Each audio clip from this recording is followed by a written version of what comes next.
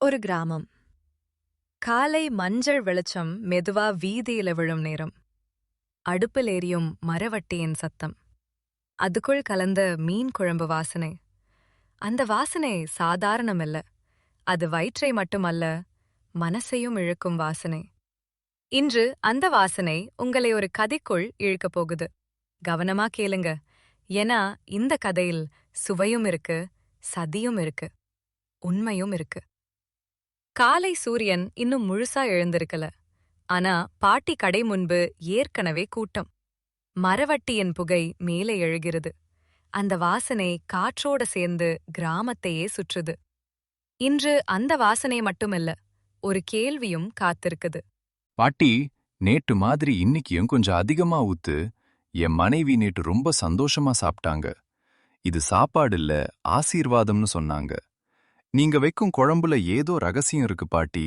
மிளகாயா, மஞ்சளா, இல்ல உங்க மனசா? என் வீட்ல நான் எத்தனை தடவை முயற்சி பண்ணேன் பாட்டி. உங்க மாதிரி வரல. நான் உப்பு போடுற அளவுக்கே நீங்க போட மாட்டீங்க. ஆனா உங்க சுவை ரொம்ப ஜாஸ்தி. இது எப்படி சாத்தியம்? உங்க கைதானே வேற மாதிரி. நாங்க பக்கத்து கிராமத்துல இருந்து வரோம் பாட்டி. நாங்க சும்மா சாப்பிட வரல. இங்க நிக்கிற இந்த அன்புக்காக தான் வரோம். நீங்க மகனேன்னு சொல்லி ஊத்துற ஒரு கரண்டி சாப்பாட்டுக்கு நாங்க 2 கிலோமீட்டர் நடக்க தயாரா இருக்கோம். ஒரு கடை, ஒரு பாட்டி. ஆனா அந்த கடை ஒரு உணவகம் இல்ல. அது ஒரு உணர்ச்சி. பாட்டி, நாங்கெல்லாம் சாப்பிடுறோம் சரி. ஆனா ஒரு சந்தேகம் எப்பவுமே மனசுல இருக்கு. உங்க கைப்பக்குவம் இவ்வளவு அருமையா இருக்கே, அது உங்க மருமகளுக்கு ஏன் வரல பாட்டி? அவளும் இவ்வளவு நாள் உங்க கூட தான் இருக்கிறாளே. ஆமாம் பாட்டி. நாங்க சும்மா கேட்கல. உங்களுக்கு நாளைக்கு வயசாகும். இந்த சுவை யாராவது கத்துக்கணுமே. உங்க மருமகள் கற்றுக் கொடுக்கலையா? இது உங்க கூடயே இப்படியே முடிஞ்சிருமா?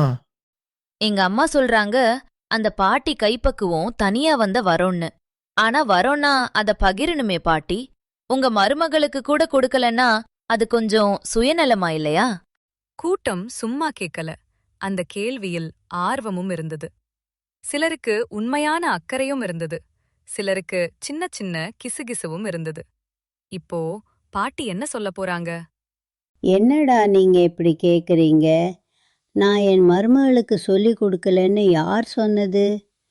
கைப்பக்குவம் கத்துக்கிறது சுலபம்னு நினைக்கிறீங்களா? மசாலா அளவோட மட்டும் அது வராது. அடுப்பின் சூட்டை உணரணும். மீன் வாசனை மாறுற நேரத்தை கவனிக்கணும். அதுக்குள்ள மனசு அமைதியா இருக்கணும். அவளுக்கு நான் சொல்லி கொடுக்க விரும்பலன்னே இல்லை. ஏன் இப்படி கேக்குறீங்க? யாருக்கு இருந்தா என்ன? என் அத்தை டெக்னிக். என்ன பண்ணாலும் எனக்கு வராது. அது அவரோட வரம். நாங்க எல்லாம் சாப்பிடுறதுலே சந்தோஷம்தான். மருமகளே, நீங்க கத்துக்கணும்னு ஆசை இல்லையா? இந்த ஊரு நாளைக்கு அந்த பாட்டி மருமகள் தான்னு உங்க பேரை சொல்லணுமே. ஆசை இல்லைன்னு யார் சொன்னது? ஆனா சில விஷயம் நமக்காக வராது. அதை வலுக்கட்டாயமா வாங்க முடியாது. அந்த நாள் கூட்டம் சிரிச்சுக்கிட்டு சாப்பிட்டுச்சு. ஆனா அந்த கேள்வி மட்டும் அந்த வீட்டுக்குள்ள விதையா விழுந்துடுச்சு. ஒரு விதை. பின்னாடி அது என்ன மரமா வளரப்போறது யாருக்கும் தெரியாது. ஆனா எல்லா வெற்றிக்கும் எதிரே ஒரு நிழல் இருக்கும். அந்த நிழல் மெதுவா நகர ஆரம்பிச்சிடுச்சு. எதிர்பக்கம் மாரிமுத்து தள்ளுவண்டி. மாரிமுத்து வண்டியில அடுப்பை ஏற்றி வைத்து வெறுமையா சுற்றி பார்ப்பான். நான் வைக்கிற குழம்புல என்ன குறை? நான் கூட நல்ல மீன்தான் வாங்குறேன். மசாலாவும் சரியாதான் போடுறேன். ஆனா என் கடைக்கு யாருமே வரமாட்டேங்கிறாங்க. எல்லாரும் அந்த கிழவி கடைக்கு தான் போறாங்க. இது நியாயமா? ஒரு தடவை கூட யாராவது வந்து, சரி மமாரிமுத்து, உன் சுவையும் நல்லதுதான்னு சொன்னா எனக்கு தைரியம் வரும். ஆனா இப்படி வெறுமையா நிக்கறதுல என்ன தவறு பண்ணேன்? பொறாமைன்னு சொல்லறது ஒரு நெருப்பு. அது வெளியில் எரியாது, உள்ள மெதுவா எரியும். ஆனா மாரிமுத்து மனசுல எரிஞ்சது பொறாமையா இல்ல வேற ஏதோவா? அது உங்களுக்கு இன்னும் தெரியாது. மறுநாள் கால பாட்டி காணாம போயிட்டாங்க. கடவாசல் பூட்டிருக்கு. மர அடுப்பும் குளிர்ந்திருக்கு. இது என்ன விஷயம்? பாட்டி ஒரு நாளும் கடை மூட மாட்டாங்க. நேத்து ராத்திரி யாராவது பார்த்தாங்களா? எங்க போயிருப்பாங்க? அதே நேரம் மாரிமுத்து கடையிலிருந்து வலுவான மீன் குழம்பு வாசனை. இது பாட்டி கை வாசனை மாதிரி இருக்கே. மாரிமுத்து, உண்மை சொல்லு. நீதான் ஏதாவது பண்ணியிருக்க? அப்போ மாரிமுத்து, ஆமா, நான் தான் கடத்தினேன். அப்போ பாட்டி எங்க? அதெல்லாம் எனக்கு தெரியாது. உண்மை சில நேரம் தானாக கத்தாது, அது அழுதுதான் வெளிவரும். இந்த கதையில உண்மை இன்னும் வாய் திறக்கல, ஆனா திறக்கப் போகுது. ராமுவின் சந்தேகம். ராமு அமைதியா எல்லாம் கவனிக்கிறான். மாரிமுத்தன் முகத்துல கோபம் இல்ல, பயம் இருக்கு. ஏன்? வீட்டுக்கு போகும் வழியில அம்மா ஒருத்தரிடம் பேசுறாங்க. இங்கதான் யாரும் எதிர்பார்க்காத திருப்பம். அந்த கிழவிய நீங்க என்ன பண்ணீங்கன்னு எனக்கு தெரியாது. ஆனா என் கண் முன்னாடி வரக்கூடாது. வேலை சரியா நடக்கணும். புரியுதா? ராமுவுக்கு மின்னல் அடிச்ச மாதிரி அதிர்ச்சி. ஒரு வார்த்தை, ஒரு குரல், ஒரு சந்தேகம், ராமுவின் உலகம் குலுங்க ஆரம்பிச்சிருச்சு. நம்ம வாழ்க்கையில சில பேரை ரொம்ப நம்பியிருப்போம். அவங்க இதெல்லாம் பண்ணுவாங்கன்னு யோசிச்சு கூட பார்க்க மாட்டோம். ஆனா அவங்களே அந்த தப்ப பண்ணாங்கன்னு தெரியறப்போ, அப்பா, அந்த வழிய சொல்லவ வார்த்தையே இல்ல. ராமுக்கு அப்போ ஒரு சந்தேகம். இவங்க தான் கடத்துனாங்கன்னா அப்ப ஏன் மாரிமுத்தன்னே தான் கடத்தினதா சொல்லணும்? ராமு மாரிமுத்துவ பார்க்க போறான். அண்ணே, நீங்க தான் பாட்டிய கடத்துனீங்களா? இல்ல நீங்க கடத்தல. உங்கள பார்த்தா எனக்கு அப்படி தெரியல. உண்மைய சொல்லுங்க, நான் இருக்கேன். மாரிமுத்து ரொம்ப அழுகுறான். ஆமா, நான் தான் கடத்தினேன். இல்லப்பா, நான் தான் கடத்தினேன்னு சொன்னேன். ஆனா உண்மை வேற. நேத்து நைட்டு என் கடை ஓடல, சோகத்துல இருந்தேன். அப்ப உங்க பாட்டி தான் வந்தாங்க. மாரிமுத்து நேத்து நடந்ததா சொல்றான். மாரிமுத்து, சோபத்திலே இருக்கே? என் கடை ஓடல பாட்டி. எப்படி வாழ்க்கை நடத்துறது தெரியல. அட பாவி, அதுக்குத்தான் சோகம்.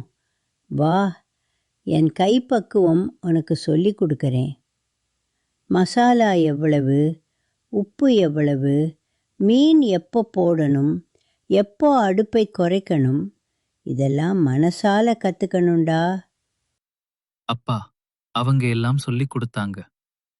ஆனா 2 பேரு என் வீட்டுக்கு வந்தாங்க. நாளைக்கு பஞ்சாயத்துல நான் தான் கடத்தினேன்னு சொல்லணும். இல்லன்னா உன் குழந்தையை கொண்டுருவோம் அப்படின்னு மிரட்டினாங்க. அந்த ஆளுங்க எப்படி இருப்பாங்க? மாரிமுத்து அடையாளங்கள சொல்றான். இவங்க சொல்றது நம்ம அம்மா பேசிட்டு இருந்த ஆளோட அடையாளம் மாதிரியே இருக்கே. அண்ணே, நீங்க கவலைப்படாதீங்க, நான் இருக்கேன்.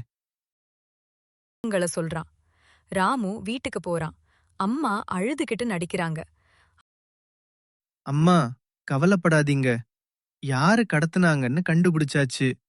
அப்போ அவங்களுக்கு ஒரே அதிர்ச்சி. அப்படியா? யாரு ராமு? ராமு அப்போ திரும்பி பாக்குறான். அப்பா, இவங்க தான் நம்ம பாட்டிய கடத்தினவங்க.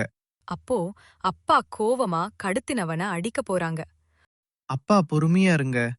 இவர் கடத்தினவர் தான், ஆனா கடத்த சொன்னவங்க வேற ஆள். அப்படியா? யாரு கண்ணா நம்ம பாட்டிய கடத்த சொன்னது? போதும் அம்மா, நடிக்காதீங்க. எல்லாம் எனக்கு தெரியும். ஏன் பாட்டிய கடத்துனீங்க? ஆமா, நான் தான் கடத்த சொன்னேன். உங்க பாட்டி ஒரு சுயநலவாதி.